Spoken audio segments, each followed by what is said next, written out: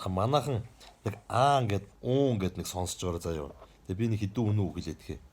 Энэ нөгөө өнгөрсөн 7 хоногт за тэр дундаа сүүлийн 7 хоног өнгөрсөн 7 хоногийн сүүлийн хэдэн хоног манайхан жоох стресстэй өнгөрчих боллоо.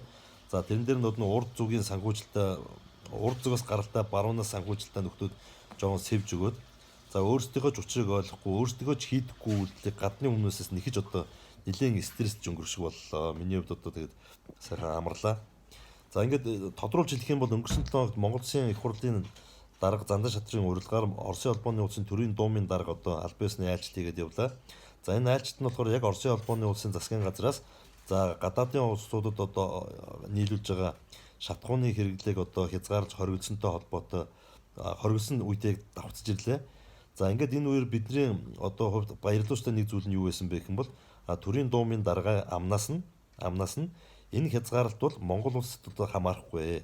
Бид нар бол мөнхийн хөршүүд, мөнхийн найрамдалт харилцаатай ах トゥ улсууд юм а гэж хэлсэн номер 1 асуудал байлаа. За тэрнээс Чингис хааны өмнө очоод Чингис хааны өшөөний өмнө очоод бүхийг л гэл үзэх юм. Бүхий нүг байна уу тэд нар ерөөсөө огт хамаагүй. Улс үндэстний хүндэтгэл үзүүлэх одоо биеийн хэлбэр хилэмжүүд өөр байдаг.